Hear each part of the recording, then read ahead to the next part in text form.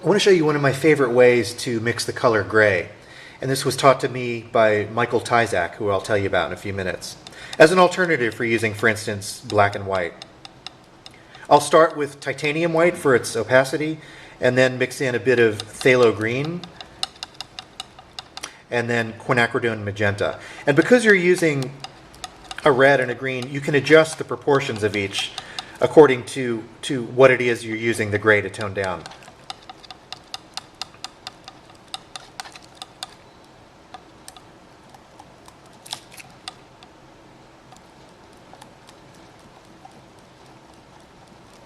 I love gray.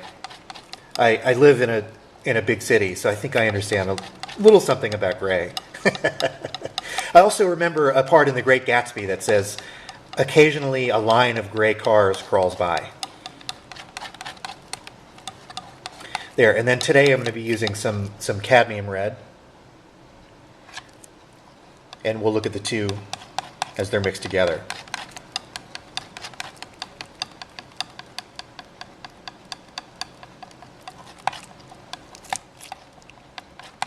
Yeah, how beautiful that is.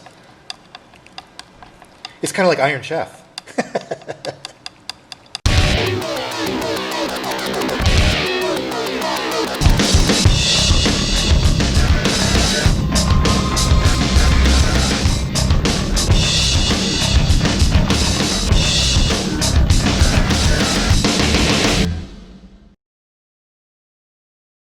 Michael Tyzack was one of my most important mentors as a painter, and he was a close personal friend. I met Michael when I first got to the College of Charleston at age 17, and studied with him for those 4 years, and then we remained close friends until his death in 2007. He was born in 1933. Michael studied at the Slade School in London with painters like Victor Passmore and Sir William Coldstream, who is a very interesting painter I'm reading about now. And from the moment we met, he could sense my unconditional devotion to creating a life as a painter, and my willingness to mess up and make mistakes and plow through work and not be so very precious. He gave me a master key to the entire fine arts department, and I lived there for 4 years of college. Michael was a buffet of knowledge. I could say, Michael, let's talk about Stanley Spencer. Or, Michael, tell me about David Bomberg. And he could, because he knew all of them. He knew Francis Bacon, he knew Lucian Freud, he knew Frank Auerbach. Two of his favorite painters, though, were Matisse and Mondrian, who he would refer to as Hank and Pete.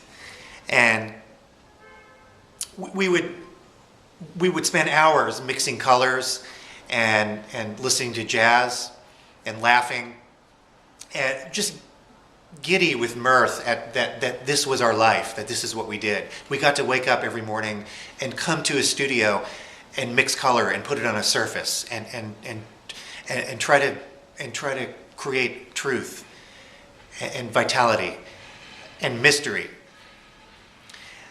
I remember Michael would talk about Mondrian and the notion that as human beings, we're not wild enough to be part of nature, and we're not independent enough to be separate from nature. So we're stuck kind of in this middle conflict. And perhaps one of the reasons we need art is to ameliorate that conflict. I always liked that idea. Michael would also tell me that painting is about creating problems, not about solving problems. And that was a big break for me when I realized that. It's very liberating. We also shared a love of Thomas Gainsborough, especially the way that Gainsborough embraces the notion of artifice, both in his subject matter and in the treatment of paint. In that, in a painting, on one hand, there's faith. There's a willingness to suspend disbelief and trust in the faculties of the painter to create space and depth and atmosphere. And then at the same time to confront or acknowledge the material fact of oil paint. Both qualities we felt were suspended beautifully in the work of Gainsborough.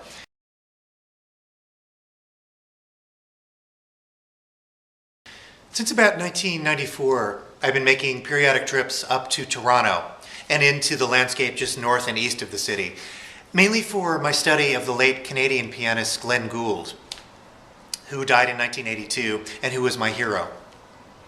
It's also a time to be alone for driving and for drawing and for canoeing and for just recharging my creative energy. And every artist will understand the importance of solitude and its role in one's creative life. Glenn Gould would often say that for every X amount of hours you spend with people, you need X amount of hours alone. And he doesn't specify what that ratio is, but you can figure that out for yourself. Another discovery I've made in those years is a coterie of Canadian painters called the Group of Seven, who were active in the 1920s and 30s, and who looked to the landscape of the Canadian North as a metaphor for the deep recesses of the human imagination and the unbridled fervor of the human spirit in the face of nature. And they would go up on site with little birch panels and put down direct manifestations of the rugged, raw landscape they saw before them in thick, ropey, creamy brushstrokes, full of crackling energy and vitality and urgency. Somewhat akin to the brushwork of Van Gogh and the Post-Impressionists, and also to Scandinavian landscape painting.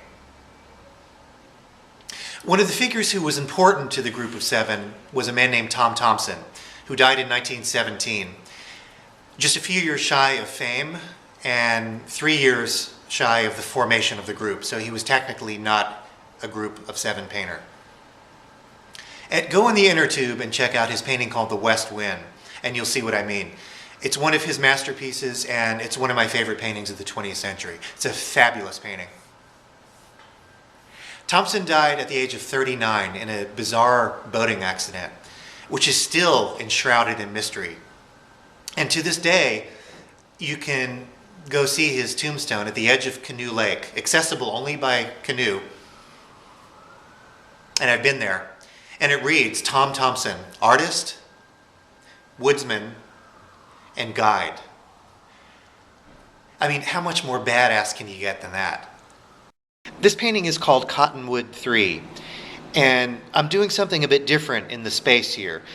Generally, I prefer a space that is concave, that pulls the gaze of the viewer into the center of the painting. Here it's the reverse. I'm using a more convex approach. If you look toward the center of the painting, you can see the colors are a bit more intense and a bit more fractured in the center, which sort of bulges out and pushes out toward the viewer. And this is something I've observed in 17th century Dutch landscape painting. Many of those painters would have a convex element to their image of landscape. And I have my own theories on why this is so. The golden age of Dutch painting was a very prosperous time, and many people were able to collect and have landscape paintings in their homes. And perhaps this was a way for the painter to engage the viewer on a more personal one-to-one level rather than on a communal level through the image of the landscape. That sort of pressing or bulging out from the center of the painting from the artist to the viewer. These are the kinds of things that keep me awake at night. 17th century Dutch landscape painting. I can't say it any better than that.